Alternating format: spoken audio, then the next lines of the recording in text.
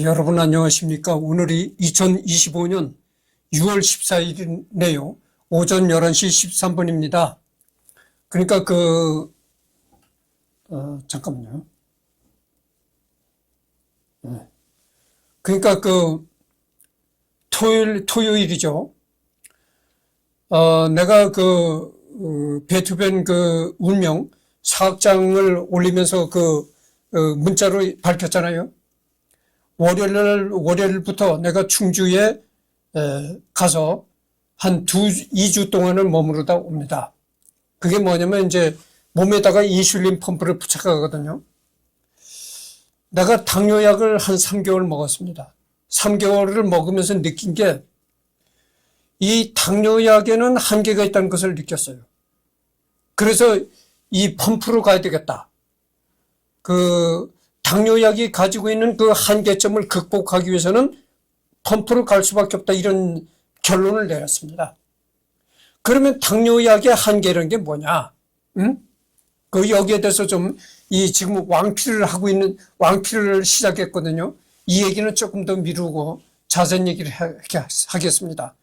그럼 그 당뇨약이 가지고 있는 한계라는 게 뭐냐? 그 당뇨약을 먹으니까요, 공복혈당은 아주 잘 잡혀요.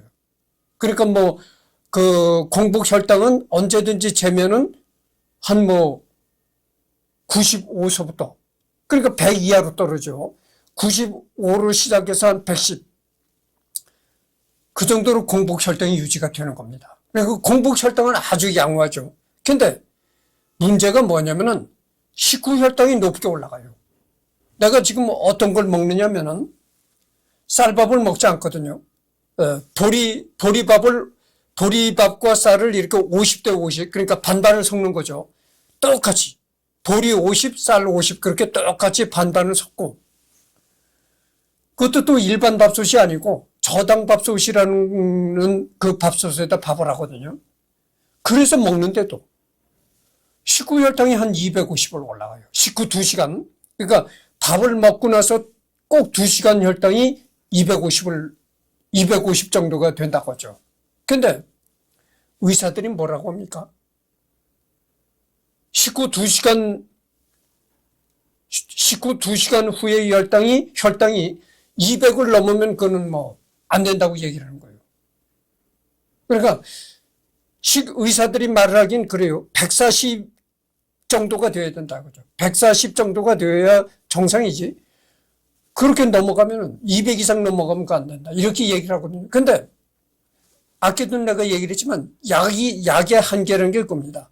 공복혈당은 잘 잡아주는데 식후혈당은 계속 200을 넘는다, 그거죠. 그거를 잡아주지 못하는 거예요. 물론 약을 먹으니까 200 이상 올라갔다가도 식후 한 3시간 정도 되면 바로 떨어져요.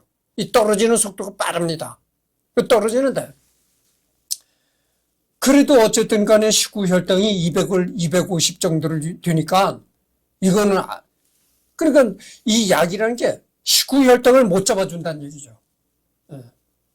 그게 바로 약이 가지고 있는 한계점이라고 생각했고, 또 한 가지는 뭐냐면은 이 당뇨약을 오래 먹었던 사람들이 한결같이 얘기를 하는 게 뭐냐면은 당뇨약을 초기에는 당을 잘 잡아준다 이거예요. 당 조절을 잘 시켜주는데 오랜 기간 이 약을 복용하잖아요. 그러면은 언젠가는 반드시 공복혈당도 못 잡아준다 이거예요. 응? 언젠가는 약을 먹어도 고혈당이 될 수밖에 없다고 하죠. 약이 못 잡아준다 이거예요. 그래서 이제 더 센 약을 먹고 더 센 약을 자꾸 추가하는 거죠. 그러다 보니까 한 번에 먹는 약이 이렇게 한 줌, 약으로 꼭 한 줌씩 되는 거예요. 그거를 털어내는 거예요. 그리고 젊었을 때는 약으로도 말을 잘 듣는다는 거죠. 몸 자체가 이제 젊었으니까. 근데 이 고령자에 갈수록 말이죠, 앞으로 몸이 자꾸 우리의 육체가 늙어가는 이제 형국에 있기 때문에 약의 한계가 온다는 거예요. 언젠가는 반드시 이 혈당약이 당 조절을 못하는 그런 한계점이 온다 이거예요. 그걸 다 이구동성으로 얘기를 하는 거예요. 근데 이 인슐린 펌프를 부착한 사람들이 이렇게 이제 실토를 하는 거 보니까 아니 밥을 먹고 2시간 후에도 200이 안 넘어가요. 뭐 밥을 먹고 2시간 후에도 아주 양호하더라고. 식후혈당이. 인슐린을 주입을 하니까. 뭐 140 이하로 식후혈당이 되는 사람도 있고 뭐 보통 한 150, 160 그렇더라고. 뭐 많이 올라간다고 해봐야 180. 절대 200을 넘어가질 않아요. 그 인슐린 펌프를 부착한 사람들은 절대 200을 넘어가지 않습니다. 그러니까 뭐 그 인슐린 펌프를 부착한 사람들이 밥을 이렇게 아주 쌀밥을 저당밥솥도 아니고 보리밥도 아니고 그냥 하얀 쌀밥을 배부르게 먹는다고 그죠. 그런데도 식후혈당이 200을 안 넘어가요. 야, 저걸 해야 된다. 약을 먹으면요. 아무리 보리밥을 먹어도 식후에는 꼭 250 정도가 올라간다고 하죠. 근데 이 인슐린 펌프를 부착시킨 사람은 꼭 식후혈당이 절대 200을 넘어가지 않는다 그 말입니다. 아무리 높아봐도 180을 넘어가질 않아요. 그러니까 아무리 식후혈당이 높아진다 해도 180 이하로 돌아가지 180 이상을 넘어가지 않는다고. 그 요즘에 뭐 혈당 스파이크란 얘기도 나오잖아요. 그렇게 이제 높이 올라갔다가 식후혈당이 높이 올라갔다가 바로 또 떨어진다 그죠. 그러니까 이게 스파이크가 생기는 혈당 스파이크. 근데 인슐린 펌프를 부착한 사람은 그렇게 높이 올라가질 않아요. 높이 올라가질 않다가 이 혈당이 내려가니까 혈당 스파이크가 없는 거야. 그러니까 완만한 그런 범위 내에서 올라갔다 내려갔다를 반복할 뿐이지 아주 팍 올라갔다가 내려 떨어지는 이런 스파이크가 없다 이런 얘기죠. 야, 인슐린 펌프를 가야 되겠구나. 그래서 내가 인슐린 pom프를 가야 되겠다고 생각합니다. 한 겁니다. 결론을 내린 거예요. 그러니까 내 얘기의 골자가 뭐냐면은 내 얘기가 딱 한마디로 정리한다면 뭘 얘기를 할 수가 있겠냐면은 약이라는 건 공복 혈당을 잡아주는데 식후 혈당을 잡아주지 못한다 이런 얘기죠. 근데 인슐린 펌프는 식후 혈당도 완벽하게 잡아줄 수 있다 이런 얘기예요.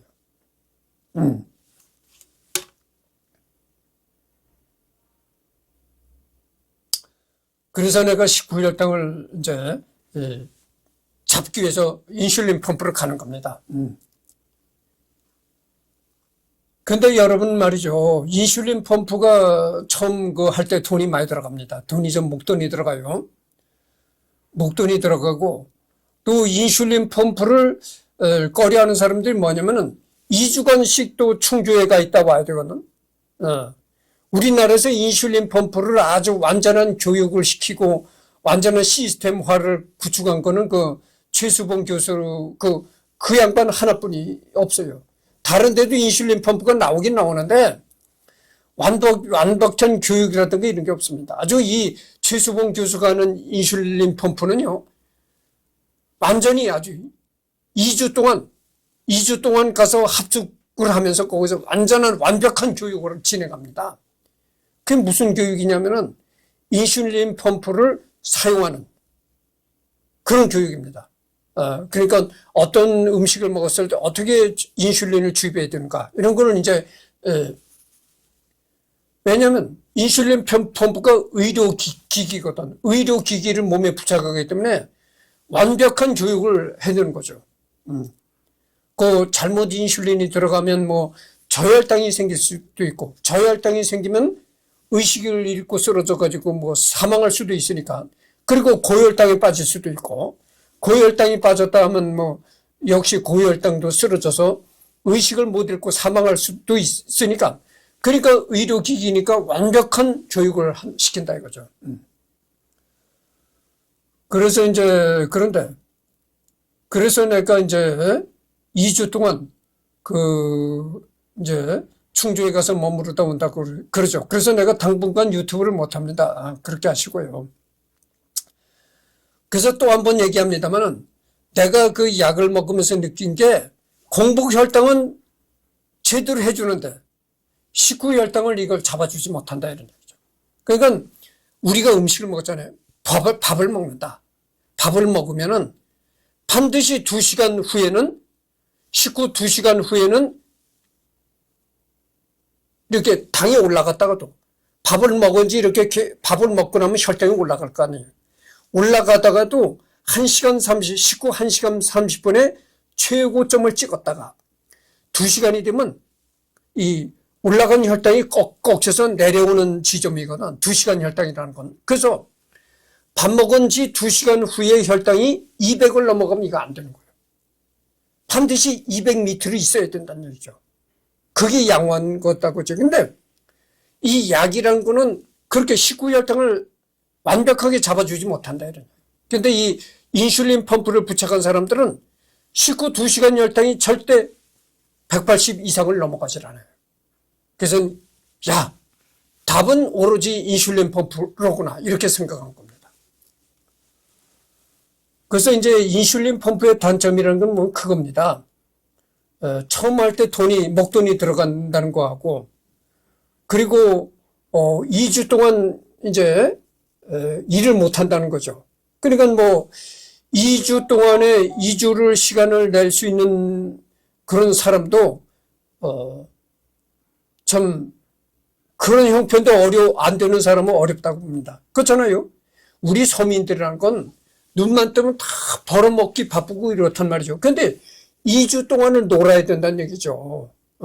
그러니까 그런 문제가 있고 그래가지고 그런 문제 때문에 대부분 이 인슐린 펌프를 못하고 이제 약으로만 생활하는 사람들이 있어요. 그렇잖아요. 대개 뭐 장사하는 사람들 이런 사람들이 2주 동안은 어떻게 시간을 낼 수가 있겠어요. 내가 직장 생활하는 사람이긴 하지만 직장 생활하는 사람이긴 하지만 나는 완전 제대로 된 직장인이 아니에요. 내가 지금 나이가 어떻게 됐나요? 내가 이렇게 젊어 보이잖아요. 그래도 나이는 어쩔 수가 없는 겁니다. 그래서 내 나이 정도 돼서 뭐 제대로 된 직장 생활을 할 수 있는 그런 사람이 없어요. 다 현직에서 은퇴하고 이랬단 말이죠. 이런 처지란 말이에요. 그래서 나도 직장이라고 나가긴 하는데 정직원이 아니다고죠. 정직원이 아니니까 2주 동안을 시간을 낼 수가 있는 거죠. 정식 직원이라면은 여러분들 정식 직원으로 출퇴근을 한다면 2주라는 시간을 그렇게 결근한다는 게 쉽지 않아요. 그러니까 나는 직장이라고 나가긴 하지만은 장기 일용직식으로 나가는 거예요. 일용직 형태로 나가는 겁니다. 그러니까 정식 직원이 아닌, 그러니까 일용직식으로 이렇게 장기 일용직 형태로 나가는 거예요. 그러니까 2주 시간을 낼 수 있는 거죠. 대부분의 사람들이 2주라는 시간을 낼 수가 없어요. 낼 수가 없고, 또 할 때 또 목돈이 들어가고, 그래서 대부분 그 인슐린 펌프를 못 가는 게 그래서 못 가는 겁니다. 그래서 오늘은 그 왕피리한 사람을 여기를 이제 하는데, 위서라고 봅시다. 위서는 일종의 기본값으로서 위서에는 딱 위나라와 건국 전에 죽었더라도 조조 진영에 속했던 인물뿐만 아니라 오촉 진영의 인물들을 제외한 나머지 모든 후한말 군웅들을 포함하며 주변 이민족의 기록들도 모두 들어가 있다. 따라서 촉수와 오수와는 비교조차 하지 못할 양을 지닌다. 오히려 촉, 오와 그리 크게 차이가 나지 않은 30권으로 정리했다는 사실이 컴팩트하게 느껴질 정도. 사실 이 나라가 후한의 수도권을 포함한 중국의 대부분을 차지했으니만큼 사서의 기록에서도 양과 질에서 압도적일 수밖에 없다. 이런 얘기죠. 그래서 위서 구성에 보면 권위서, 일무제기. 여러분 조조라는 게 나오잖아요. 조조가 어디서 나옵니까? 삼국지에 나오잖아요. 이 뭐 조조에 관해서도 뭐 언제든지 하겠습니다만은, 그래서 뭐 위서 1, 위서 2 이렇게 쭉 나갑니다만은, 위서 2에는 조비, 이 조예, 뭐 조방, 조모, 조안, 뭐 이렇게 여포, 여러분 그 여포도 유명하죠. 다 삼국지에 나오는 인물들인데, 동탁, 뭐 이렇게 나옵니다. 그래서 이거를 뭐 일일이 다 리딩하지는 않겠고요. 유비, 여러분 유비도 유명하잖아요. 요거는 이제 유비는 위서에 나오지 않고 촉서라는 곳에 나옵니다. 유비. 제갈량, 야, 삼국지에 나오는 제갈량을 말하는 겁니다. 제갈량이라는 인물이 얼마나 또 기가 막히는 인물입니까? 관우, 야, 참 기막힌 인물들이죠. 이렇게 나옵니다. 이 조조, 뭐 제갈량, 관우 이런 사람들을 언젠가는 해야 되겠죠.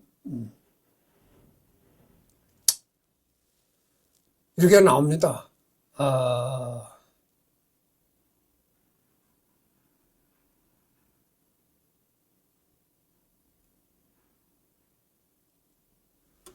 편찬 과정과 시기. 태강초 진수는 한명 신주사 30권, 유명 신주사 40권, 목록 1권을 찬집했다. 진수가 찬집한 위 두 책은 수서, 경적지, 구당서, 경적지, 신당서, 예문지와 세선 당서목에 산견된다. 이 두 종의 책은 진수가 삼국지를 저술할 당시 수집하여 지은 사료이다. 화양국지 본전에는 오나라가 평정된 이후 진수는 이에 삼국사를 구합하여 만들었으니 위 5촉 65편으로 삼국지라 불렀다. 서술했다. 그러니까 이 삼국지라는 것은 위 5촉, 위 5촉으로 된 총 65편으로 구성되어 있다. 이런 얘기입니다. 뭐 더 이상 깊이 안 들어가겠습니다. 어디까지나 지금 시간은 왕피라는 시간이거든요. 근데 왕피를 하다가 다른 엉뚱한 곳으로 빠지면 안 되죠. 다른 엉뚱한 곳으로 빠져가지고 또 얘기를 진행시키면 안 되잖아요. 어디까지나 초점이 지금 왕피에다가 초점을 맞춰서 얘기를 할 뿐이죠. 여기 일단 조금 더 읽어보도록 하겠습니다. 사학계에서는 일반적으로 삼국지가 완성된 순서에 있어 촉서가 제일 처음이고 그 다음이 위서이며 또 그 다음이 오서였다 인식하고 있다. 이제 삼국지를 살펴보면 촉서 극정 전에 극정이 죽은 해가 함령 4년이라 하였으므로 삼국지를 찬술하기 시작한 시점은 이해보다 빠를 수 없다. 그리고 함령 4년에서 태강 원년 사이는 겨우 1년이 차이 날 따름이다. 또한 위서 고질 전에 후인은 안정에서 졸라하였다 하였는데 배송지 주석에 인용된 진양추에 근거하면 호인은 태강 원년에 졸하였음을 알 수 있다. 아울러 당나라 때 수찬된 진서 호의전에도 보인다. 본래로 넘어가도록 하겠습니다.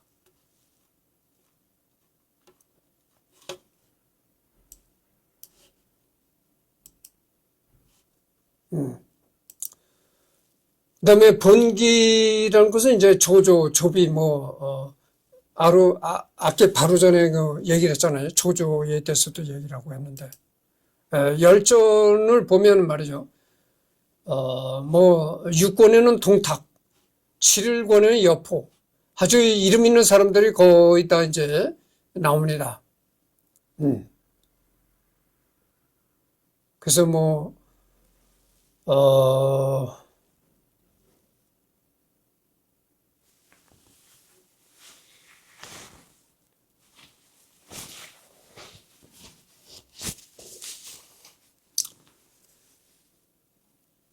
그래서 30권은 오한선비 동의전이라고 해가지고 여기에는 이제 부여 고구려의 음루, 예맥, 동옥저, 마한, 진한 변환이 나옵니다. 하여튼 그렇다는 것만 아시고요. 그래서 그리고 왕필은 이 서기, 서기 226년에 태어나가지고 249년에 사망했다.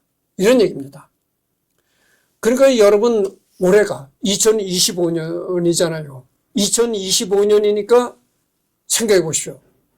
226년에 태어난 사람이라면 정말 기원전 사람 아니에요. 기원전 사람 아닌데 그러니까 기원 후 사람이지 AD 사람이긴 하지만 그래도 서기 226년이라면 얼마나 까마득한 옛날입니까? 그러게 까마득한 옛날에 이제 살았던 사람이 바로 왕필이다 이런 얘기죠. 내 별명이 뭐라고 했나요? 속담 박사라고 했잖아요. 우리 속담이 이런 얘기가 있어요. 꿈보다는 해몽이다. 뭐 이런 속담이 있거든요. 본래의 것보다는 해몽이 더 훌륭하더라 이런 얘기입니다. 그러니까 꿈보다는 본래의 꿈보다는 해설이 더 훌륭하더라. 이런 거를 이제 꿈보다 해몽이다. 뭐 이렇게 얘기를 하는 겁니다. 근데 이 왕필이라는 사람이 얼마나 천재적인 사람이었냐면은 우리 고전에 이 동양 고전의 주역이라든지 그러니까 주역이라고 하면 말이죠. 조금 주역에 관해서 이제 잠깐 설명을 해야 되겠습니다. 동양 고전의 주역이라는 그 고전이 있습니다. 그런데 이 주역의 원래의 명칭이 뭐냐면 역경입니다. 역경. 그러면 역경과 주역은 무슨 차이가 있느냐? 그러니까 역경과 주역은 같은 겁니다. 같은 건데 무슨 차이가 있어서 역경이라 부르고 주역이라고 부르느냐? 역경이라는 것은 본래의 경전입니다. 그러니까 해설이 붙지 않은 본래의 경전을 역경이라고 하고 그 역경에다가 해설을 붙인 것을 주역이라고 하는 거죠. 주역이라는 게 뭡니까? 주된 역이다 이거죠. 주된 해설이다 그겁니다. 그래서 역경에 해설이 붙지 않은 것 본래의 경전을 역경이라고 하고 해설이 붙은 걸 이제 주역이라고 하거든요. 그럼 이 왕필이가 역경의 주역을 붙인 것이 역경의 해설을 붙인 것이 주역이다 이런 얘기죠.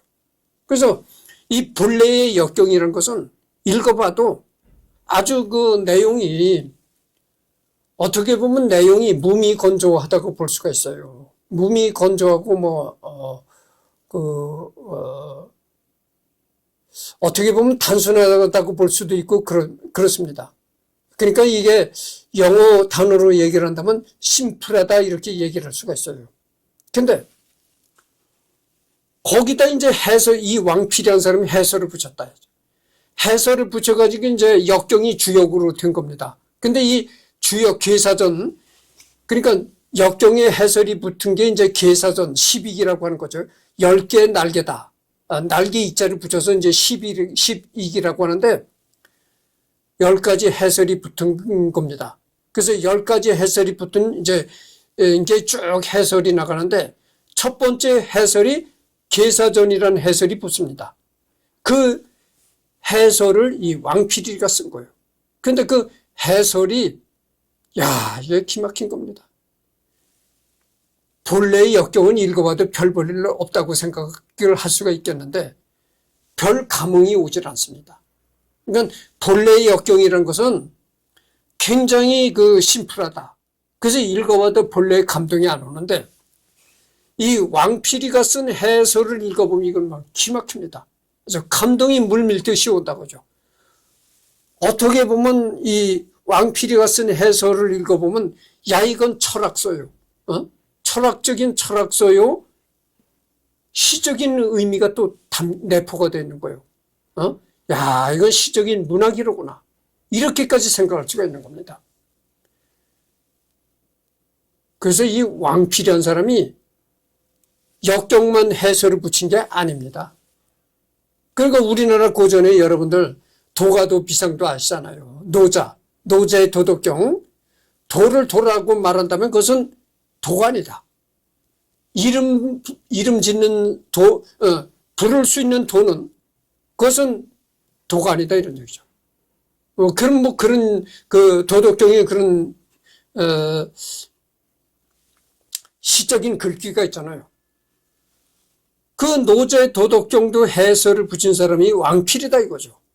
그래서 지금 전해지는 이 동양의 그 고전적인 거기에다가 많은 해설을 붙인 게 왕필입니다. 근데 그 해설이 참 본문보다 해설이 더 뛰어나다고 볼 수도 있어요. 천재적인 사람이죠. 여러분들 그 226년이라면 어떻게 되겠어요? 정말 호랑이 담배 피우던 시절이다 그거죠. 그렇게 미개했던 시절에 본래의 경전보다도 더 뛰어난 해설을 붙인 사람이 왕필이다 이거죠. 그러니까 본래의 경전을 읽어봐도 뭐 별 감동을 못 느끼는데 이 왕필이가 해설을 붙인 문장들을 읽어보면 아까도 얘기했지만 야 이거는 정말 철학이요 시라고 볼 감동이 몰려오는 거예요. 그러니까 꿈보다 해몽이 좋더라 이런 얘기죠. 한마디로 얘기를 하면. 그래서 이 왕필이가 천재적인 사람이라고 볼 수가 있는 겁니다. 그래서 이 왕필이는 동양의 고전사에서도 빼놓을 수가 없는 기막힌 천재다 이런 얘기입니다. 그래서 서론이 길어졌는데 이제 읽어보도록 하겠습니다. 개요. 삼국시대 위나라의 인물이잖아요. 삼국시대 중국의 삼국시대. 아까도 얘기지만 이 중국의 삼국시대라는 게 이겁니다. 조비, 유비, 손권 뭐 이런 사람들이 활동하던 여러분들 바로 전에도 내가 얘기를 했지만 삼국지라고 많이들 읽어보셨잖아요. 거기 뭐 조조, 유비, 뭐 제갈량이 나오잖아요. 그런 시대다 이런 얘기입니다. 그런 시대에 이 왕필이도 살았다 이런 얘기입니다. 삼국시대 위나라의 인물이다. 위나라.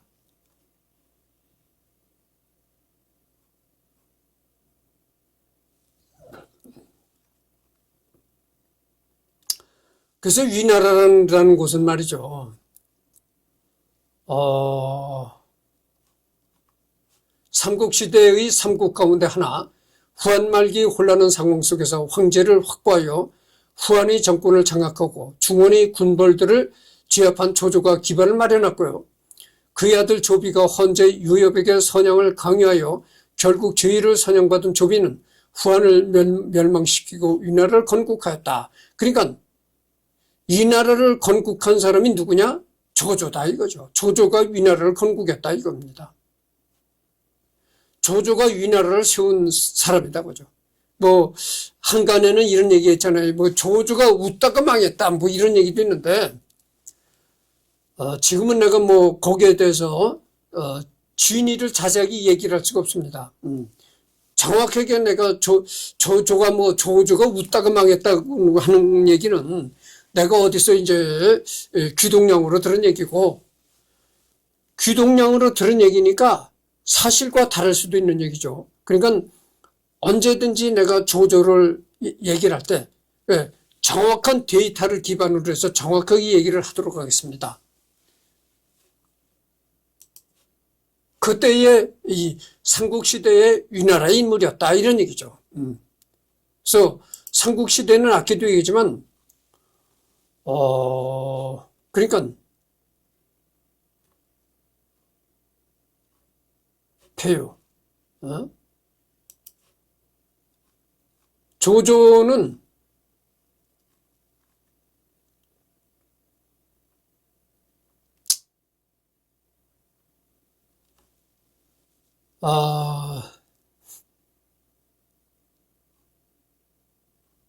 하여튼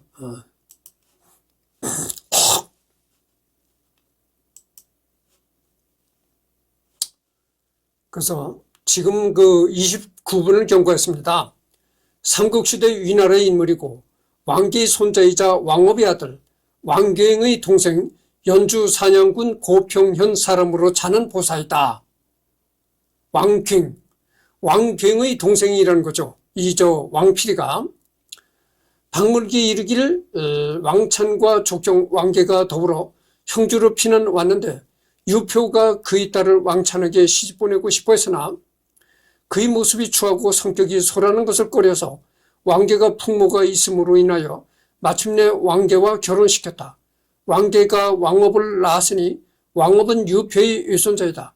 채홍에게 책이 있어 거의 만권에 이르렀는데 말년에 여러 수레에 실어서 왕찬에게 줬고 왕찬이 죽은 이후에 상국연 위풍이 모반을 일으켰는데 왕찬의 아들이 위풍이 난에 연루되어 이미 주살당하자 채홍이 줬던 책은 모두 왕업에게 돌아갔다.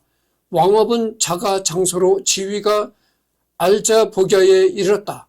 아들인 왕갱은 자가 중종으로 사례 교유를 지냈다. 왕갱은 왕필의 형이다. 그래서 왕갱이라는 사람이 왕필의 형이었다. 이런 얘기입니다. 생애. 어려서부터 총명하면서 내가 그랬잖아요. 이 왕필이라는 사람은 상당히 천재적인 사람이었다고 내가 얘기를 했습니다. 그래서 어려서부터 총명하면서 배우기를 즐겨 10여 살 때 유가와 도가의 이치에 대한 논의를 좋아했으며 문필이 좋아 예능이 있었고 변론을 좋아하였으며 이에 능했기 때문에 부하의 인정을 받았다. 그는 천박하였지만 온화하였고 주연을 좋아하였으며 음률에 통달하였고 투호를 잘했다. 유가와 도가.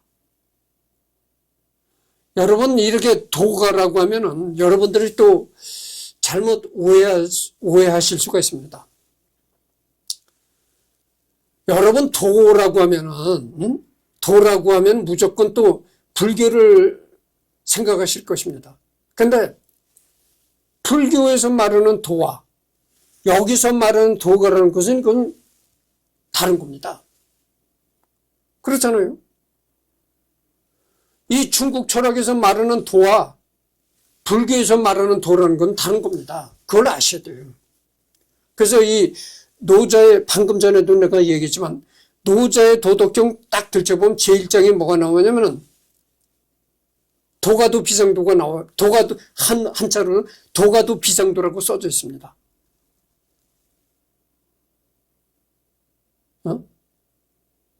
도가도 비상도.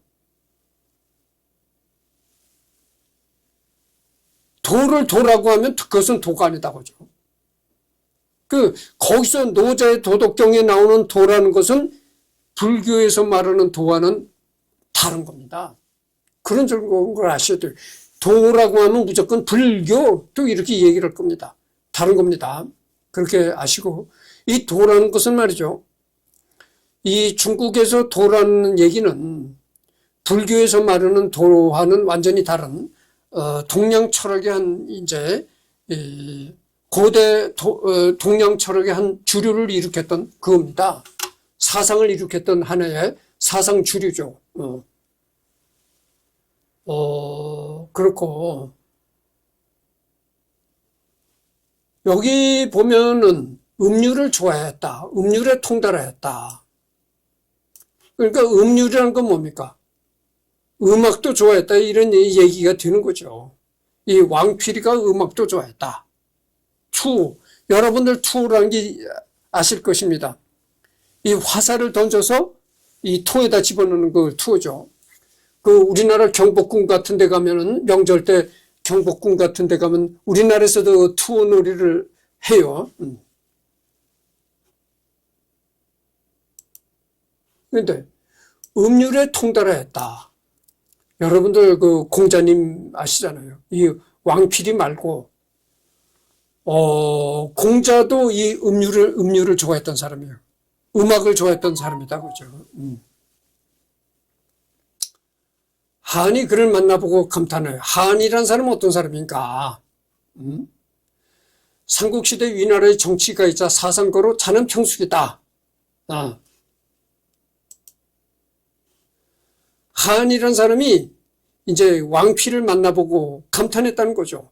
그리고선 한이란 사람이 이제 왕필을 만나보고 감탄하고 무슨 얘기를 했느냐? 공자께서 젊은 후배가 무섭다고 했거늘 이 사람이야말로 하늘이 내린 사람이다. 공자가 뭐라고 했느냐? 이렇게 얘기를 했다는 거죠. 젊은 후배가 무섭다.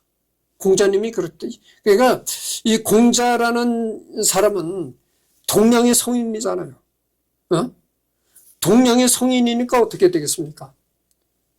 공자가 뭐 내 잘났다 이렇게 하겠어요? 항시 성인이라는 것은 그러질 않는단 말이죠. 내 잘났다 이렇게 과시하는 그런 성품이 아니고 어디까지나 겸손하게 말하는 그런 스타일을 이 성인들은 다 가졌다 이거죠. 그러니까 어떻게 얘기를 하겠어요? 한마디로 이 겸손 모드로 얘기를 하는 거죠. 젊은 후배가 무섭다. 나는 젊은 사람들한테 배울 것이 많다 이런 얘기죠. 그렇게 이제 공자가 겸손하게 말하는 겁니다. 이게 항시 성인이라는 것이 이렇게 겸손 모드로 나간다 이런 얘기죠.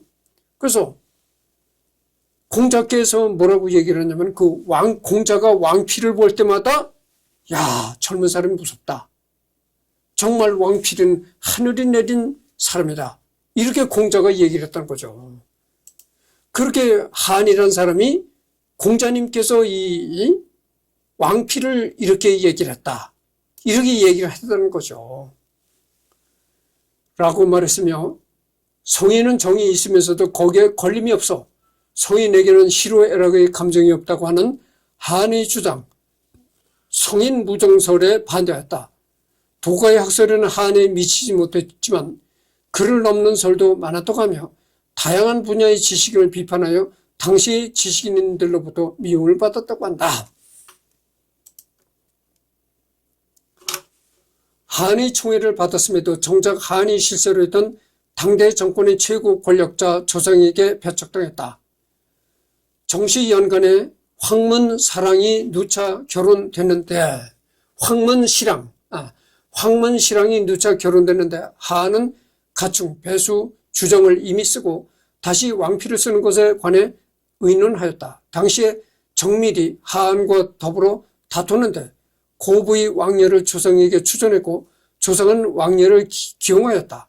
이에 왕피를 대량에 보하였다. 처음 죄수됐을 때 조상을 만나 독대를 청했는데 조상은 좌우를 물렸고 왕피는 더불어 도를 논하였는데 시간이 지나도록 다른 화제로 옮지 않아 조상은 이로 말미암아 왕피를 비웃었다.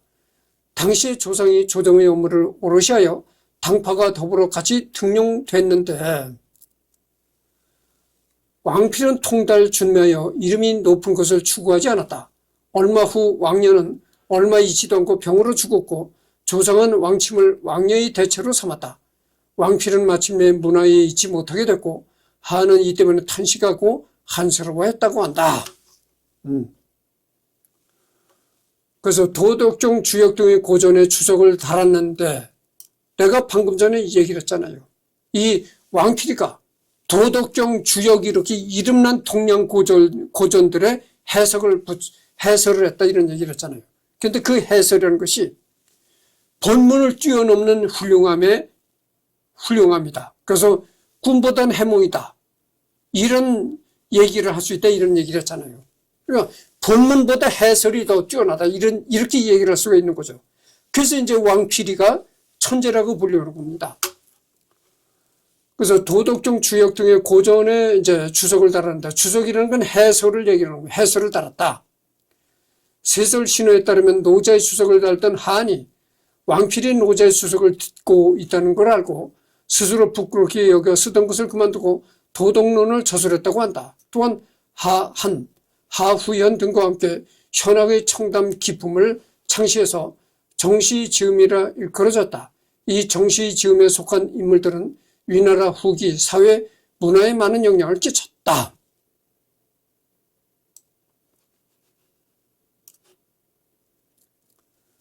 이 한이라는 사람이 그 노자의 해설을 붙이다가 아니 왕필이라는 사람이 또 노자의 해설을 붙인다는 얘기를 듣고 이 왕필이가 어떻게 노자의 해설을 붙이고 있나 그걸 봤다는 거죠. 아니 보니까 깜짝 놀라가지고 야, 이 왕필이라는 사람이 내가 붙이는 해설보다 더 뛰어난 해설을 하는구나. 그렇게 느껴가지고 노자의 해설을 붙이다가 그만뒀다는 거잖아요. 한이라는 사람이. 그러니까 이 왕필이라는 사람이 얼마나 그 뛰어난 그 문필가요, 사상가요, 알 수 있는 거죠. 얼마나 천재적인 사람이었는가를 알 수가 있는 겁니다. 그래서 지금 40분을 경과했습니다. 다음 시간에는 여기서부터 하도록 하겠습니다. 그래서 왕필이라는 사람은 뛰어난 문장가요, 사상가요, 철학가요, 문학가였다. 이런 얘기입니다. 정말 천재적인 사람이죠. 그래서 여러분들 계산해 봅시다. 226년에 태어나가지고 249년에 사망했다고 하면은, 어떻게 되겠어요?